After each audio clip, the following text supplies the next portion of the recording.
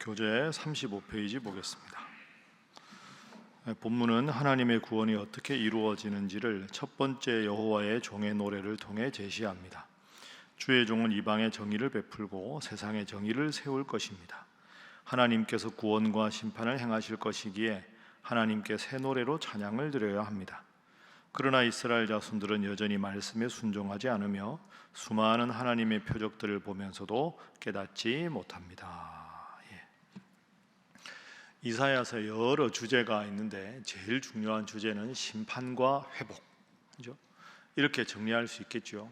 하나님 말씀대로 살아야 하는데 하나님 말씀을 떠났고 하나님 말씀을 떠나면 심판을 받는다고 예언했지만 하나님을 섬기지 않고 이방신을 섬기고 온갖 죄를 지으니까 결국은 하나님께서 심판을 하신다. 그러나 심판 후에 하나님은 영원히 포기하시는 게 아니라 때가 되면 다시 회복시켜 주신다. 그러니까 심판과 회복, 그 주제가 오늘 본문 42장에도 잘 나와 있습니다. 자, 오늘 1절 말씀 한번 보겠습니다. 1절 함께 읽어봅니다. 시작. 내가 붙드는 나의 종, 내 마음에 기뻐하는 자, 곧 내가 택한 사람을 보라. 내가 나의 영을 그에게 주었은즉 그가 이방의 정의를 베풀리라. 아멘. 내가 붙드는 나의 종, 내 마음에 기뻐하는 자.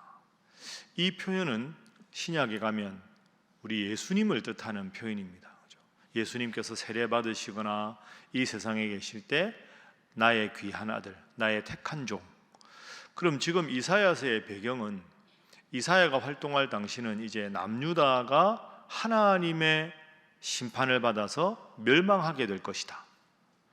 그러면 이제 멸망과 오늘 1절에 예수님이 어떻게 연결되느냐? 방금 제가 말씀드린 대로 일시적으로는 하나님을 떠나서 심판을 받지만 그 심판받은 남유다 백성들을 영원히 멸망시키지 않고 때가 되면 회복시켜 주실 것이다. 그 회복의 주체가 되는 분이 1절에 내가 붙드는 나의 종, 이렇게 되는 겁니다.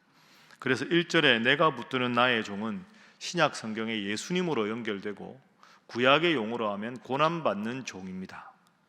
2절 보십시오. 그는 외치지 아니하며 목소리를 높이지 아니하며 그 소리를 거리에 들리게 하지 아니하며 상한 각대를 꺾지 아니하며 꺼져가는 등불을 끄지 아니하고 진실로 정의를 시행할 것이며 그는 쇠하지 아니하며 낙담하지 아니하고 세상의 정의를 세우기에 이르리니 섬들이 그 교훈을 앙망하리라. 여러분 기도하실 때 특히 그 연세 많은 권사님들 기도하실 때 3절 많이 기도하지 않습니까? 상한 갈대를 꺾지 아니하시고 꺼져가는 등불도 끄지 아니하시는, 이렇게 기도 시작하는 경우가 많이 있죠. 이게 이제 예수님의 귀하신 모습입니다. 그러니까 오늘 이 42장의 주제는 남유다가 멸망한다. 그러나 때가 되면 주님께서 다시 회복시키신다. 이 세상도 내 삶도 현실적으로 어렵고 힘들어서 꺾이는 것 같고 심판받는 것 같지만 주님은 자신의 백성을 때가 되면 반드시 회복시키신다, 이런 뜻입니다. 그래서 오늘 첫 번째 기도 제목은 결국은 우리를 회복시키는 신이신 하나님을 믿게 하소서 하는 것입니다. 결국은 우리를 회복시키시는 하나님을 믿게 하소서. 우리 남유다는 이제 끝났다. 그런데 끝난 게 아니지요. 끝난 것처럼 보이지만 바벨론에게 멸망당했지만 바사왕 고레스가 바벨론을 멸망시킨 후에 포로 생활 70년 후에 다시 본국으로 돌아오게 해주신다. 나라가 망했지만 70년 만에 회복하게 해주시고, 이걸 멀리 전 역사로 보면 하나님을 믿지 않는 사람들이 다 멸망하는 것 같으나 예수님을 믿는 자가 다시 회복되고 하나님의 나라에 이른다. 그 거대한 흐름을 오늘 본문에서 이야기합니다. 흔히 세상에서 하는 말 중에 목소리 큰 사람이 이긴다, 이런 말이 있죠. 그러나 그것도 일시적인 겁니다. 내가 이렇게 기도하는데 왜 나는 일이 안 될까? 오늘 본문이 말하는 중요한 교훈은 나라가 멸망해도 하나님 언젠가 회복시키시고 이 온 땅이 심판을 받는 것 같으나 하나님은 예수님을 통해 다시 구원하시고 회복시키신다. 그러면 남유다의 하나님, 온 세계의 하나님이 오늘 나를 지키시면 내 삶도 일시적으로는 기도했는데 실패하는 것 같고 하나님께 매달렸는데 자꾸 안 되는 것 같으나 때가 되면 하나님이 나를 회복시켜 주신다. 여러분 믿습니까? 네, 따라합니다. 회복시키시는 하나님, 회복시키시는 하나님. 이 하나님을 잘 믿고 그 하나님을 믿는 믿음 안에 결국은 승리하는 여러분 되시기를 주님 이름으로 축복합니다. 자, 그 회복의 범위가 나옵니다. 어떻게 회복시키시느냐? 10절부터 보겠습니다. 42장 10절 항해하는 자들과 바다 가운데 만물과 섬들과 거기에 사는 사람들아 여호와께 새 노래로 노래하며 땅끝에서부터 찬송하라. 광야와 거기에 있는 성읍들 게달 사람이 사는 마을 다 소리를 높여라. 셀라의 주민들도 노래하라. 12절 모든 섬들도 하나님께 영광을 돌리라. 그러니까 이 예수님께서 하나님께서 예수님을 통해 회복시키시는 범위가 10절에는 바다가 나오고 섬이 나오죠. 11절에는 광야가 나옵니다. 바다와 섬 10절, 11절의 광야, 이건 전혀 반대되는 표현 아닙니까? 그러니까 주님께서 회복시키시는 범위는 한 사람, 한 나라에 한정되는 게 아니라 온 우주 만물을 회복시키신다. 그리고 11절에도 광야에 있는 성읍, 게달 사람들이 사는 마을, 그리고 산 꼭대기 이런 표현이 나오죠. 12절에 다시 섬들 이렇게 나옵니다. 그러니까 주님께서 우리의 삶을 회복시키시는 것도 내가 좀 신앙이 부족했다, 신앙을 회복시키신다. 내가 기도한 것만 하나님이 회복시키신다.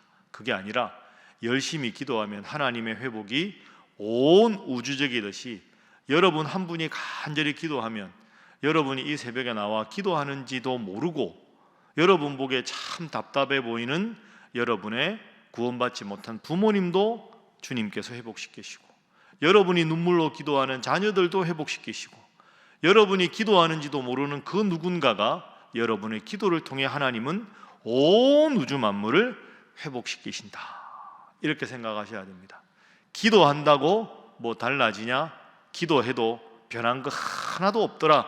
그게 아니라 항상 기도하고 낭망치 않으면 결국은 주님은 회복시키신다.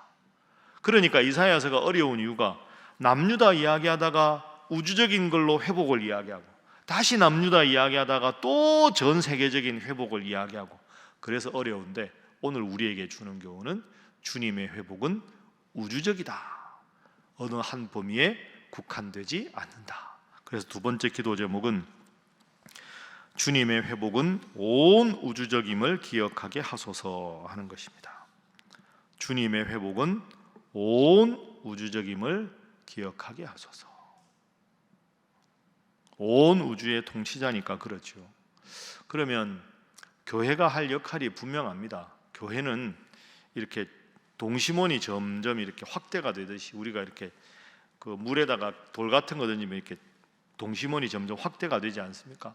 그런 식으로 교회는 그 복음화의 회복의 전초기지가 되어야 되는 거죠. 교회부터 점점 하나님 나라가 확장되어 가고 여러분이 하나님을 잘 믿어서 여러분 때문에 여러분의 주의가 점점 확장이 되어가는 것, 그것이 필요한 일입니다.